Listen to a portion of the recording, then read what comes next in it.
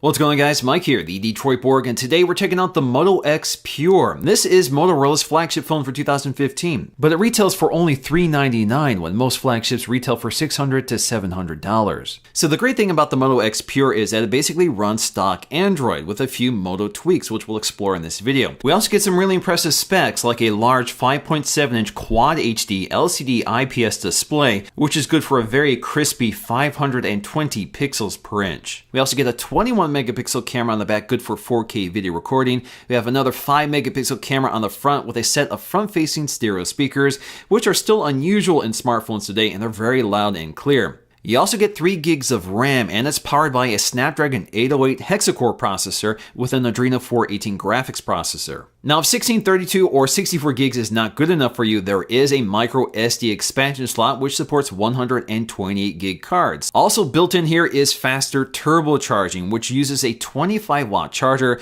so it really rapidly charges the 3000 milliamp hour battery built into the phone. Now, the fantastic thing about the Moto X is that you can build your own custom configuration with Moto X Maker. And there are tons of options here, from storage capacities from 16, 32 to 64 gigs. You can also choose your frame and front bezel. So we have silver and white, champagne and white, or black and dark gray. We also have a variety of back panels to pick from. So we have soft grip textures, which are available in a lot of muted and brighter colors, or you can jump to real wood, which includes bamboo, walnut wood, ebony wood, as well as charcoal ash wood. We also have some leather options, including natural leather, cognac leather, black leather, and red leather. We also get a variety of accent colors, which includes the trim piece on the back and the speaker grills on the front. You can also add an engraving to the back panel, but you're limited to 14 characters. You can also customize the boot up greeting on your device. And lastly, you can add a SIM card from AT&T, Verizon, T-Mobile, Sprint, or US Cellular. So getting to the unboxing, I actually have 2 of them we can take a look at here. One with white and champagne accents,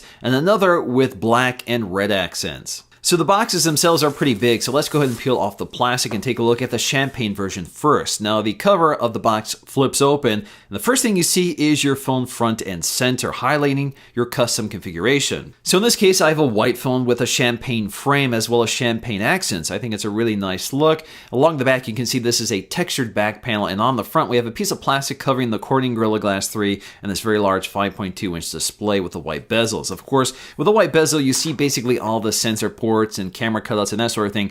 So if you want something a little stealthier looking, get the black version, which we'll look at soon. Of course, we have our accessories, which includes a quick start guide and some regulatory information. We also have a SIM ejection tool, which is kind of a nice one. It's got a plastic handle on it, so it's easy to use. Next up, we have our accessories, which includes a free bumper case. So this is kind of a clear plastic hardshell case that snaps around the edges of your phone and provides protection to the metal frame of the phone. Now, it's a really simple case. It just protects the edges of the phone and leaves the buttons and ports completely free. And lastly, we get our turbo power charger with a fixed USB cable, which is specifically designed to handle the 25-watt current of this charger. So this rapidly charges the 3000 milliamp hour battery built into the phone. Unfortunately, there is no wireless charging built in here. So getting to the other phone, same process here. Just peel off the plastic, lift the lid, and first thing you see is your custom built phone. I really like this one with a leather back panel, red accents, black bezel on the front, and the black frame. I think it's a really slick look and really serves this phone best because of all the sensors and ports sort of built into the bezel of the phone, which doesn't look as good with the white bezel. So taking a close look at our hardware, again, we have this very large Quad HD display, again, good for 520 pixels per inch. This is an LCD IPS panel, no OLED like we had from the previous generation, but it is a very bright and colorful display. It's covered in Corning Gorilla Glass 3, which is sort of rounded at the edges, which feels really nice when you handle the phone. And the bezels themselves are very thin, which is very evident on the white version of this phone.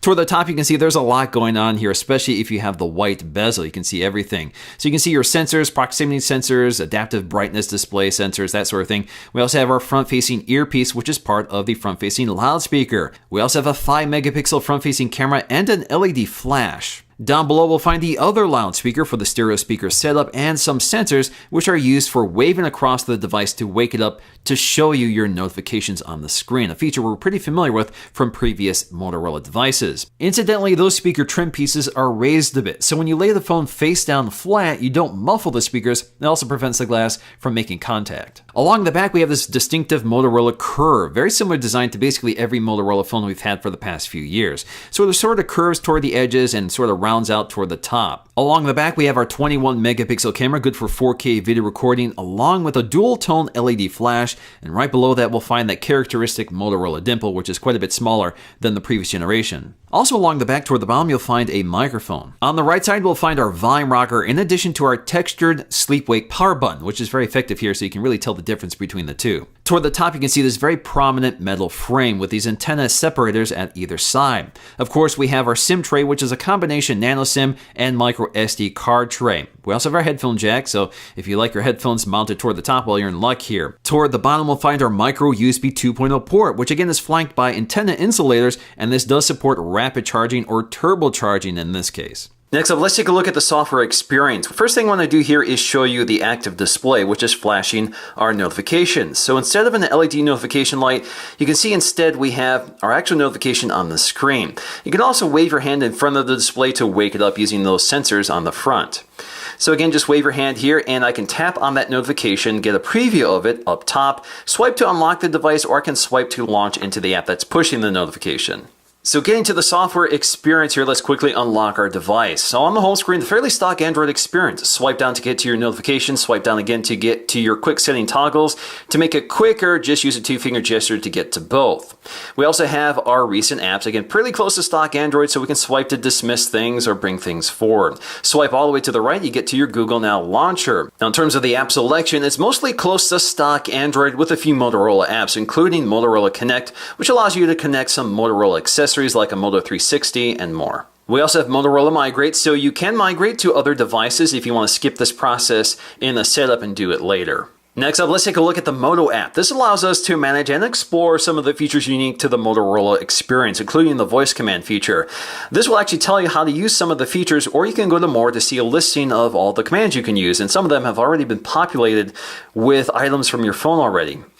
Now, if we go up here to the upper right, we can actually take a look at 4 items. So we have Motorola Assist. So these are automated actions that are dependent on your GPS location, time of day, your calendar, and more. So you can add new activities here.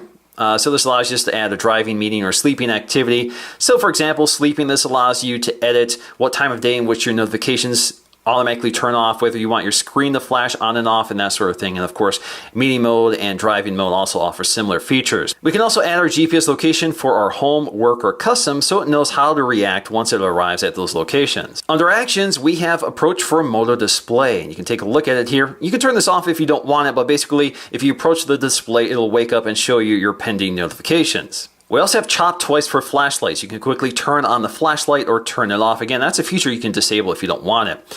We have lift for Moto voice. So this is a new feature, I believe. This is actually turned off by default, but if you raise the phone to your ear, it's able to determine that you want to speak to the voice assistant discreetly, so it won't blast it over the speaker. We also have twist for quick capture, a very useful feature. So all you have to do is twist the phone quickly to launch the camera app and tap the screen to take a photograph. We also have voice. So you can turn off Moto voice if you don't want it. You can manage your launch phrase, so you can speak a new launch phrase if you want, or you can improve it. You can also speak your PIN to unlock the device if you have a PIN to unlock your device, which is kind of nice because a lot of the spoken commands will not work when the device is locked, so that doesn't make it entirely hands-free. Now you can also change what commands are available when the device is locked. So you can enable Google commands, which is turned off by default, but you can also enable calls and notifications. Again, you can also disable those. Under display, we actually have 2 ways of flashing notifications on the lock screen. So we have Moto display, which I've demonstrated earlier, but we also have ambient display. This is Google's implementation, so this will actually flash full notifications right on the lock screen, kind of like you were looking at the lock screen, but in sort of a dimmed grayscale state. You can also turn this off entirely. Now, personally, I prefer ambient display over Moto display. Now, if you're using Moto display, you do get to some options here, including block apps. So this allows us to limit some of the apps from pushing notifications on the lock screen. So all I have to do is add those apps. You can also select how much detail is shown, so you can show the entire notification content or don't show the notifications at all. You can also enable vibrate on touch, which is on by default. So if you have a pending notification and you lift up the phone, it'll vibrate to let you know. And if you want to know how Moto display works, this will tell you. So for example, the Moto display screen will not wake up if it detects it's in your pocket, face down, or on a phone call. Voice command works really well here. So you can command the device basically from across the room, and with such loud speakers, you can actually hear it pretty well. Okay, Moto X. Take a selfie. So it quickly launches the camera and performs a countdown. Okay, Moto X. What's the weather like in Rochester Hills, Michigan? It's 63 degrees and mostly sunny in Rochester Hills. Okay, Moto X. Play YouTube videos from Detroit Borg. Opening YouTube. Playing videos from Detroit Borg. What's up guys, Mike here, the Detroit Borg. Next up, let's take a quick look at the settings panel, which has a few Motorola tweaks on an otherwise stock Android experience here. So if we go to display, we have attentive display, so we have two features we can toggle off, but are on by default. So we have stay on while we're looking at it, so the camera is able to detect the presence of your face, and if you're looking at it, it won't let the display go to sleep. Alternatively, we have battery saver mode, so the display will go to sleep quicker when we're not looking at it. Now if you want to see how this works, you have a description of how this works, and you can actually get a demo. So if I move my camera's pop filter out of the way, you can now see my face, and it's just telling me that yes, I can see your face, and this feature does work. We also have color mode, so we have two different modes here to select from: vibrant and normal. Vibrant is on by default, but if you want a more natural color tone, you can enable normal. Checking out our storage, I did get the 32 gig version, so you can see I've taken almost 2 gigs of 4K video and pictures. I have almost 5 gigs of apps, and the rest is free, so I have 14 gigs available. So you can imagine if you got 16 gigs, it would be kind of tight. Under battery, we see our battery usage timeline, in addition to a battery saver mode, which we can turn on or off. We can also set it to automatically turn on if the battery drops down to 5% or 15%. We also have our Motorola ID, which you can associate with your Google account, as I already have, and you have Motorola privacy, so you have some features you can toggle on and off. Next up, take a look at the camera app. You can tap anywhere on the shot to take a photograph. You can swipe up and down to zoom in and out. Now, if you want to tap to focus, you'll have to enable it.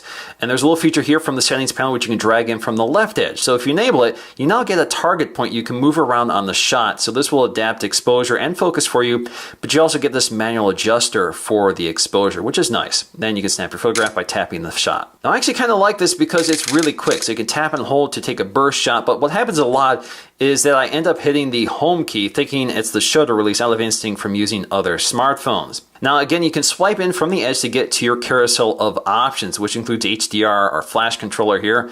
We also have our tap to focus feature. Again, you can turn on and off. You can also enable night mode, which will change exposure for night scenes. This is where you can change your resolution for your camera or for your video camera. So we have HD, slow-mo at 720p, or Ultra HD 4K. So you'll have to enable this every time you turn off the camera, I find. We can also change the resolution of the photo from widescreen or standard. Standard is the native resolution of 21 megapixels. Widescreen is cropped. We also have our timer as well as our panorama mode. You can turn that on and off. We can change the storage location from internal storage to the SD card if you have one installed. And then you can also enable geolocation. You can turn off the shutter sound if you don't want it. And you can also turn off quick capture if you don't want it. Taking a look at the front-facing camera, again, it's 5 megapixels, and I've had to switch hands here so I don't block the camera. But the weird thing here is that we have our Android navigation buttons here, and if you want to swipe to activate the settings, you have to be pretty careful. You don't want to brush one of those keys here. And then you can activate your settings, which includes a flash. So you can enable the flash here. So let's go and turn it on and snap a photograph. So again, you just tap the shot here to take the photograph. We also have video mode, so we do have slow-mo on this camera in addition to 1080p HD, and you have two resolutions for the front-facing camera, 5 megapixels and 3.8 megapixels, which is cropped widescreen. We can also manually control our exposure here, not focus, so you can move the touch target around on your shot to change the exposure, or you can set it manually. So in terms of camera quality, again, 21 megapixels is a lot of resolution even for most modern smartphone cameras, which are usually around 12 to 16 megapixels. 21 pixels does deliver a lot of resolution, so daylight images come out really clear and crisp, and you see a lot of detail. You also see really nice depth of field, so you're able to get those nice shallow shots, and they look really nice. The camera is also able to find focus fairly quickly and accurately in most lighting situations. Now, in terms of color, it does have a tendency to be oversaturated, so some of the colors will bloom, especially reds and pinks. In terms of exposure, it tends to favor overexposing, but that does deliver really bright, clear images, but some things can be blown out. But for the most part, this camera does deliver crisp, bright, and clear images that I think most people would be very happy with. Now, in terms of low light performance, it's not quite as impressive. So we do see a lot of noise, which I think is indicative of a pixel dense small sensor like this. You do see a